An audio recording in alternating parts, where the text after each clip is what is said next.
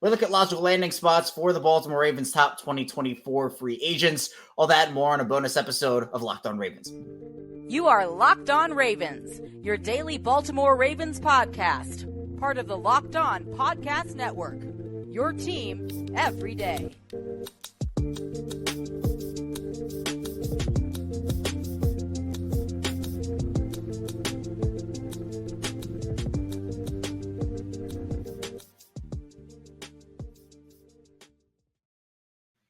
Welcome into another edition of Locked On Ravens, your daily Baltimore Ravens podcast. I'm your host, Kevin Oestreicher of Ravens Wire. We're here with you on the Locked On Podcast Network, your team every day. Thanks so much for tuning in, making Locked On Ravens your first listen each and every day. We're free and available all podcasting platforms. That includes video form on YouTube, where you can hit that subscribe button, hit that like button as well, or in audio form wherever you get your shows. Hit that follow button, subscribe button over there also. We're back. It is a bonus episode on Friday. Of course, we did our 6 a.m. episode with Rocco DeSangro. That is already out. But we're doing another episode today, bonus style, because we're changing up on the back end how we put out our podcast as a network. And the results of that is we're not going to have access to upload on Monday until about 12 p.m.-ish Eastern time. So if you don't know, if you're new here to Locked On Ravens, we put out our content at 6 a.m. So I'm doing an extra episode here on Friday. We're still going to have the Monday episode, but it'll be out on YouTube at 6 a.m. So it'll be the normal posting schedule, YouTube 6 a.m. And then in audio form, it will be out around 12 p.m., 1 p.m. Eastern time. So if you like Daily Ravens content, we're here for you 5 days a week, plus bonus content like this. We do live shows after every single Ravens game, which aren't going to happen for a while, but we also do live shows after every single Ravens big move. So every piece of Ravens big news, we have you covered over there. News, analysis, updates. Tell a friend, tell a family member. I appreciate all the support I've gotten here on the show for sure. Today, we're going to be talking about some logical landing spots for the Ravens free agents. Now, this includes the Ravens. I'm not going to just try to send everybody out of Baltimore and say, oh, well, you go here and you go there, and the Ravens get nobody. The Ravens are also going to be involved in this conversation, but in terms of best fits and where guys could actually land in free agency, I did want to just talk about that. So we will do offensive guys, we'll do defensive guys, won't touch on like literally every single free agent, but we're obviously going to get into the big ones and talk about who could go where, who could stay, who could go. And I know it's a conversation that I think has to be had. So we'll go offense in the first segment. We'll go defense in the second segment. And then we'll kind of round it out with how different, I'll say, the Ravens team could look, but why it's not necessarily a total doomsday scenario for them, even though they are going to lose some talent this offseason. I think that's guaranteed.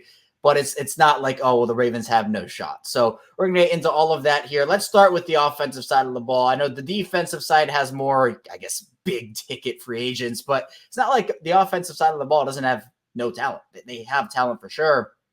I think when you talk about, we can just start with Odell. I think that's kind of that's kind of what everybody's talking about right now. With Odell Beckham, for him, I think that a logical landing spot is still with the Ravens. I don't think the door has closed on Odell coming back to the Ravens, but I also think Odell, look, he wants to win. Now, Baltimore does give him that opportunity.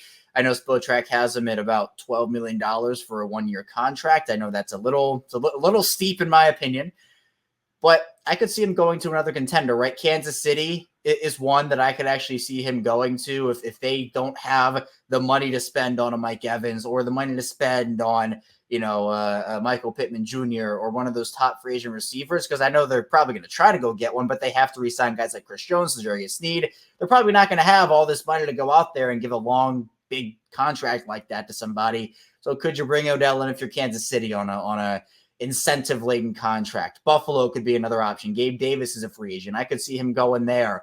So there are a couple teams. I don't think Odell is going to go to a rebuilding situation. I know there was also interest from the Jets. With Aaron Rodgers coming back, maybe that's an option. I know the Jets with Garrett Wilson, Odell would probably fill in there. Maybe they'd add somebody else. So Odell definitely does, like, there is a shot he comes back to the Ravens. I'm not saying that all of a sudden, that door shuts, but it's going to have to be at a lot less, honestly, than his contract actually was this past season, which obviously was an $18 million contract with 15 guaranteed. Now, Kevin Zeitler, the likelihood of him staying in Baltimore goes down. I still think his best fit is with the Ravens, but there are questions about, are there injury concerns? Is there notion that the Ravens want to get more athletic and younger on their offensive line, but Zeitler is as consistent as ever. I can't see him anywhere outside of Baltimore. I mean, he would be a plug and play player anywhere. Like you could go down a handful of teams and say, all right, this team needs a right guard. Kevin Zeitler is your guy. Like he is that type of a player, but I can't see him anywhere other than Baltimore. Now, I don't know if he actually stays or not, but if we're talking from a logical perspective, Zeitler loves the Ravens. He has kind of found a home here after bouncing around from a couple teams. Not that he wasn't good, but he's found a home. Seems like he really is interested, and I think the Ravens should be interested as well, but maybe it was just a money situation and they'll get it done. But regardless of if they do get it done or not, he'll have around $4.4 million dead cap hit. That is set in stone because of Monday's deadline. Then you have another player, the position itself in running back, Gus Edwards, J.K. Dobbins, and Dalvin Cook. I think Gus, you could bring him back if you're the Ravens. I don't think that door is closed. I mean, he's a good depth running back at this point. Is he going to be a bell cow? No. I mean, he never really has been a quote-unquote bell cow at any point in his career. I mean, he had, I believe, 196 carries last year. 198, excuse me. That was by far the most in his career. And I think, again, that's because JK goes down and Keaton goes down. So he was asked to do a lot. But, you can plug and play him if your team needs like a solid number two, like a top of the league number 2 running back. Like Gus Edwards would be the top number 2 running back in the league. Gus Edwards is so underrated. I mean, he is. He could start for a lot of different teams. Like, let's say Saquon leaves the Giants. Gus Edwards could go to New York for a season, maybe. Maybe he could play, the 1B to Christian McCaffrey, although McCaffrey is very up there as like a top option running back. But regardless, right, Tennessee loses Derrick Henry. Maybe he goes there for opportunity. So there are options there for him. JK, I would love JK back in Baltimore. I would love Gus back too, but I just feel like that door is closed personally. I don't see a path. Maybe there is one where it's a 1-year prove it deal and Dobbins comes back and the Ravens and him give one more shot, but I don't really know. I also could see Gus Edwards in Los Angeles with the Chargers. I don't see JK going there because of Greg Roman.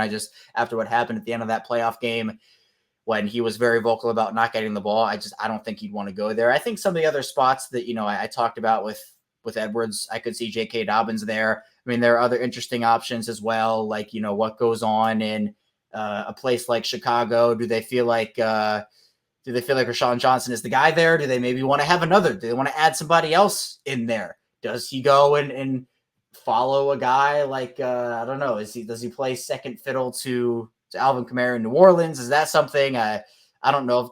Did Jamal Williams sign a multi-year contract? I don't remember if he did or not. If Jamal Williams is under contract, that's not an option. But again, JK is somebody you can bring in on a 1-year prove it deal. And if he's healthy, he's probably, I don't think he's necessarily the same player he was since the injuries, but I still think he can be a very, very good running back. I just unfortunately don't think it's going to be with the Ravens. Dalvin Cook, I could honestly see it. I feel like Dalvin Cook might be the guy who has the best shot of coming back to the Ravens, even though such a weird signing considering what his role was in the playoffs and kind of how hyped up it was. But can't do anything about that anymore. Tyler Huntley, I don't think his future is with the Ravens. He's 26 now. He has, proven that he at least deserves a shot to compete to be a starter in the NFL.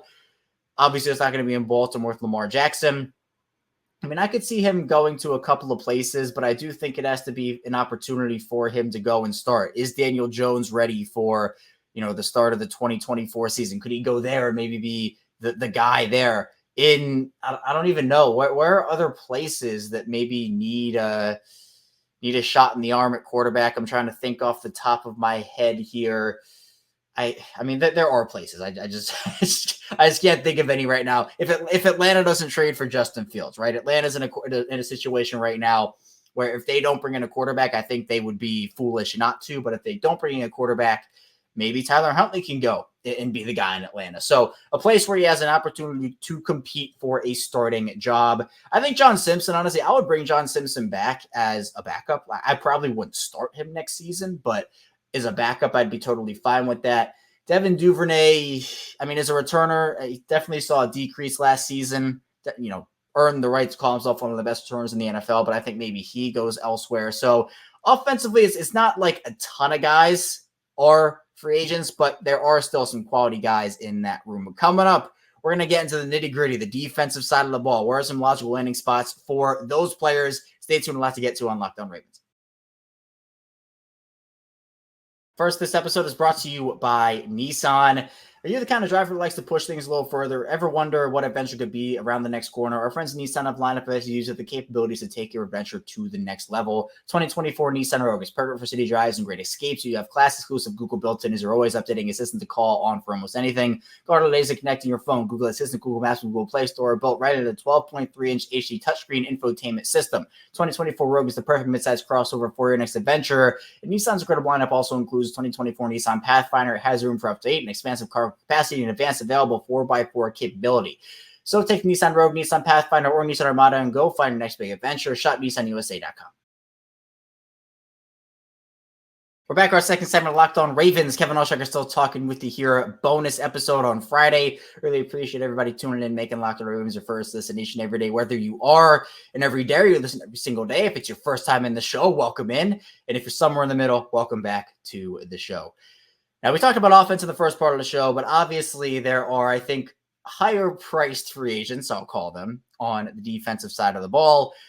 And I think the number one guy we got to talk about is Justin Madubuike. Now, it would be, I've said, malpractice if they let Justin Madubuike walk out of that door. Career-high 13 sacks, did it at a great time in a contract year. Right, you got to give credit to Madubuike and what he was able to do for the Ravens. And look, he bet on himself, right? There were all these rumors about, could he be signed to a contract extension like a Project Washington?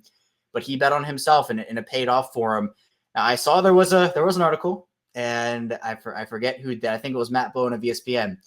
And he put Justin Madubuike's best team fit is the Cincinnati Bengals. And I was disgusted. Imagining losing, and we talked about this with Rocco DeSangro today, earlier in our 6 a.m. episode. And he said, imagine Justin Madubuike leaving just in itself is devastating, right? But imagining him in Cincinnati, one of the Ravens' rivals here, the AFC North divisional rival, they're going to be competing for some things over these next couple of years. I feel like that would just be the gut punch, absolute gut punch. So look, to me, again, I just can't see him leaving Baltimore. I don't think the Ravens would do it. Interior pass rush is so hard to find. It's so valuable. I think that the most logical landing spot for Madubuike is in Baltimore. I mean, if you let him go, you have such a big hole in your defensive line. I mean, he fills that so nicely. So for me, I think that Madubuike's spot is in Baltimore. I'd be shocked if he goes anywhere else. For Patrick Queen, again, I think that it was not a smart decision to decline the fifth-year option because of what we saw from him last year, but obviously took it to another level this season. He's going to get paid. Doesn't feel like he's going to be back with the Ravens. It just, again, they paid Roquan Smith $100 million. Can you justify paying two inside linebackers, whether Queen gets 65 total, 85, 100 million total? It's a lot of money to pay two inside linebackers. So I think obviously the connection everybody is making is the Seattle Seahawks with Mike Macdonald. I will probably go that way as well and say that's a pretty logical landing spot for him. Now, Seattle does have Jordan Brooks, who was actually taken one pick before Patrick Queen in the 2020 draft. And they're both similar-ish players. Brooks and Queen are both super athletic, sideline to sideline speed, and have ascended pretty nicely over the last couple of seasons. And I know some Seattle fans are saying, well, Jordan Brooks is going to cost less than Patrick Queen. Just go and keep him. He's familiar with the system, or at least, he's familiar with the organization. The system is going to be different with Mike Macdonald. Patrick Queen is familiar with the system, but still, there's going to be a debate, I think, internally about, oh, hey, do you go out there and go get an outside player like a Patrick Queen if you're Seattle, or do you keep Jordan Brooks? But I just think it makes a lot of sense. I mean, Mike Macdonald was Patrick Queen's guy. Patrick Queen is Mike Macdonald's guy.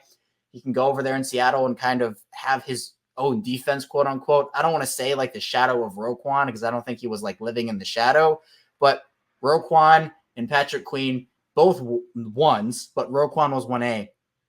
Patrick Queen was 1B. So I do think that the best logical landing spot for Patrick Queen is in Seattle. And look, the Ravens were preparing for this, right? They drafted Trenton Simpson in the 3rd round last year. So I think they understood this was a possibility. So they did prepare themselves for it.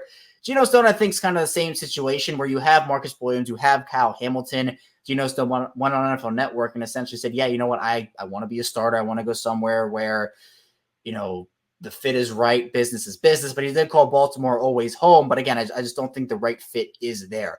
if Seattle doesn't bring back Quandre Diggs, there's a possibility he could go there. I see maybe more like a Chicago or just a place that needs a starting safety, a rangy ball hawk guy. He's not going to wow you in run defense or wow you as a tackler, but for somebody that can maybe just be your single high safety, play that way. And he's earned a starting role. I mean, he has the past 2 seasons filling in for Marcus Williams when he was out with an injury.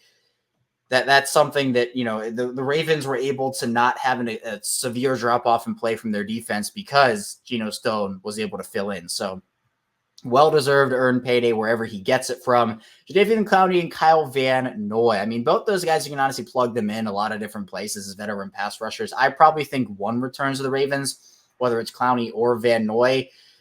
I feel like Van Noy is more likely than Clowney. I feel like both guys want to win, and the Ravens give both guys an opportunity to win. But I just feel like with what Kyle Van Noy brought to them, and Clowney brought great things too. I'm not saying they didn't.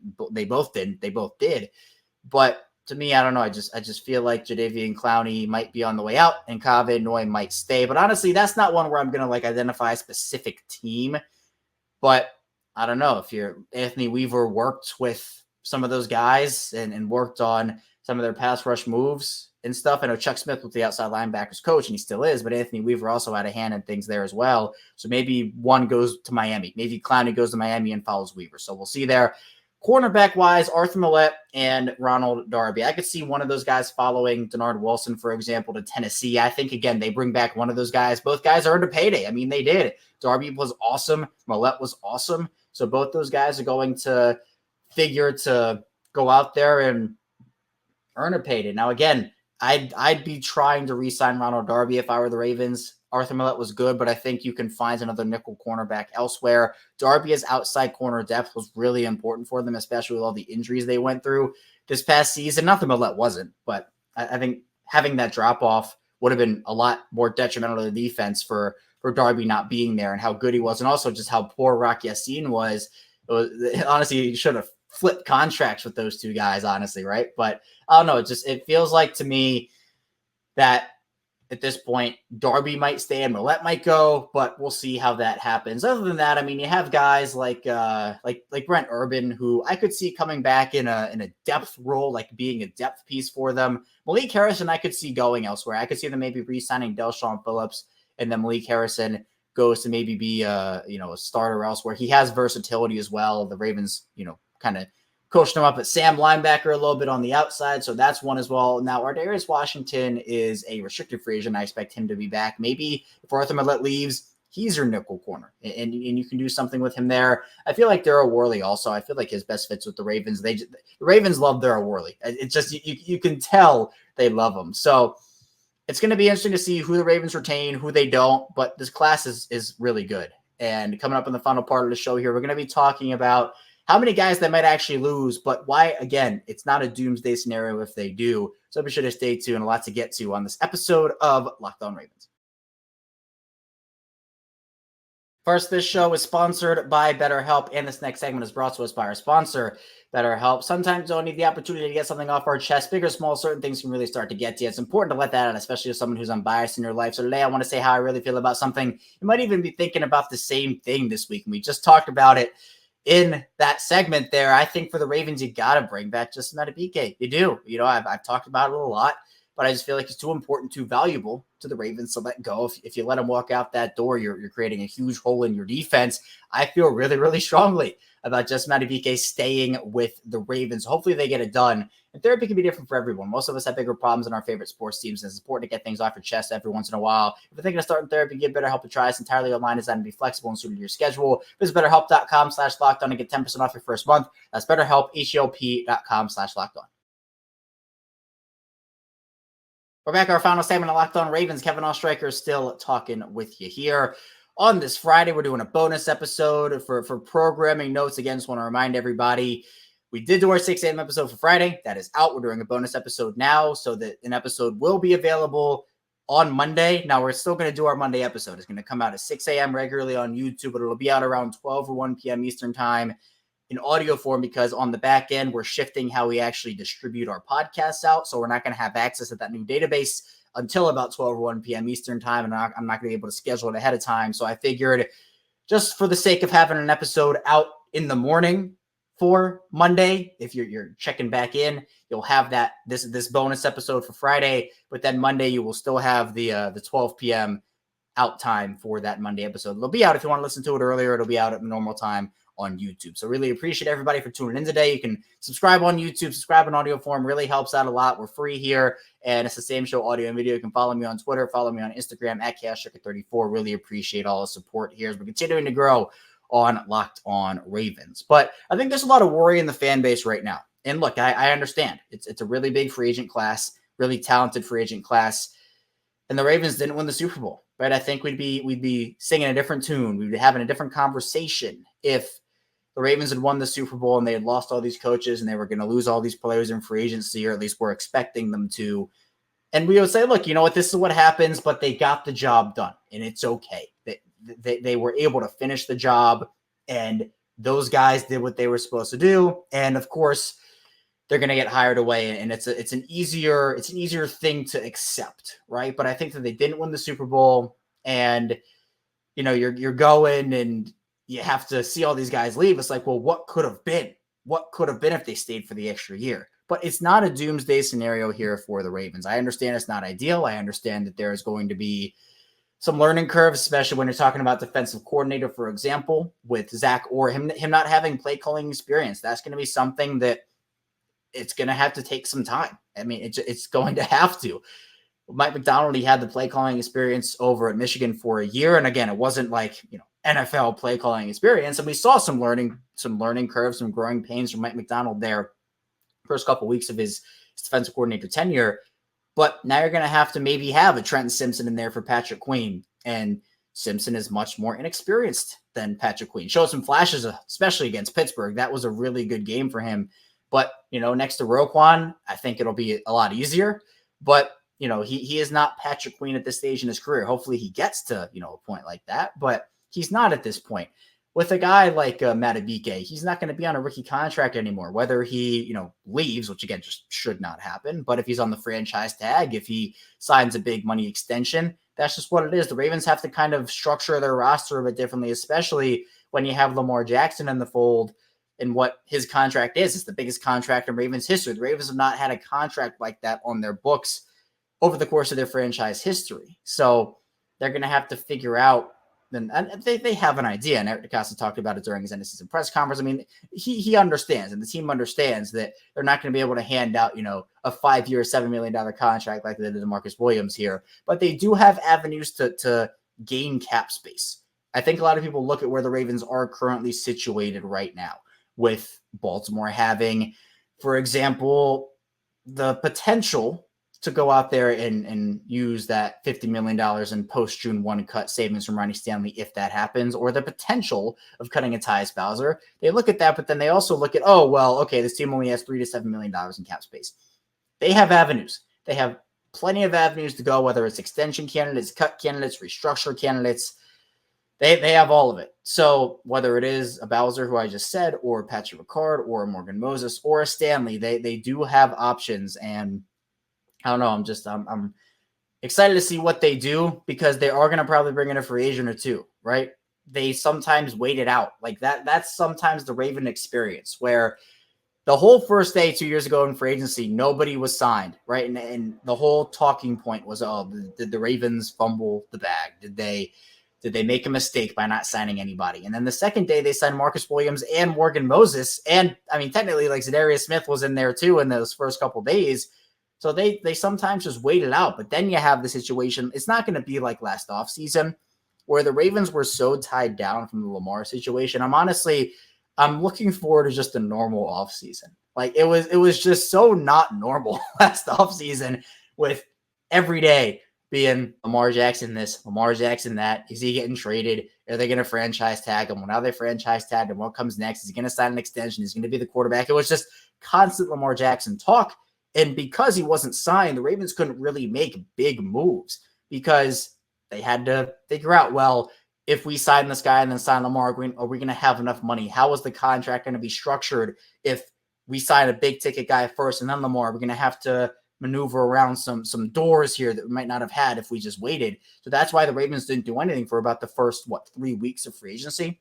And then Nelson Aguilar comes in, and then Odell Beckham comes in. So, I mean, it's a process, but it's not going to be a process like last offseason where everything was so tied to Lamar Jackson's contract. Now, the Ravens are still a good team. They still have a lot of talent. They still have Lamar Jackson, and I think that's the most important part. But I'm not going to sit here and tell you that, losing Patrick Queen won't sting, or losing Geno Stone won't sting, or if it's Matabike, we'll talk about that. That's going to sting. But losing some of these free agents is going to be tough. But the Ravens have put together plans. They have understood for a while now what this free agent class would have meant. And I think obviously it has been escalated because of how good so many guys played for him. But that's just the reality of the situation right now, is Baltimore is going to have to undergo change, and no two teams are the same, right? No team from one year to the next has the exact same roster, has the ability to go and just say, all right, we're going to run it back completely. There are draft picks that come in, there are free agents that go, there are guys that retire. It's just, there are so many different avenues for teams to be different. And that's not even talking about the coaching staff. So the Ravens have made a couple of hires, mostly from the college ranks. So we're going to see those guys step into NFL opportunities now with the Ravens. All good things, all highly respected guys. And, you can tell by the fan bases of those college programs that they're sad that those guys are gone. But at the end of the day, the Ravens, they're going to be okay. The AFC is going to be different, right? Like, you can't guarantee that they're going to go 13-4 again. They're going to be the top seed in the AFC again. It's a new year. Teams are resetting. Teams are also adding. Teams are also getting better. So it's not just the Ravens who are looking to improve. It's everybody. But they're also going to be in the mix with some guys, and I'm excited to see how it plays out for them. So I have you here today, though, on Locked On Ravens. Thanks so much for tuning in again. We'll be right back here on Monday, 6 a.m. on YouTube and 12 p.m. in audio form. So usually we're 6 a.m., we're just 6 a.m. all the way through. But again, the back end thing is what we're dealing with right now. So I'll see you right back right here on Locked On Ravens soon, talking more Ravens football. Be sure to subscribe, follow along in audio form, the whole 9 yards. See you right back here soon on Locked On Ravens.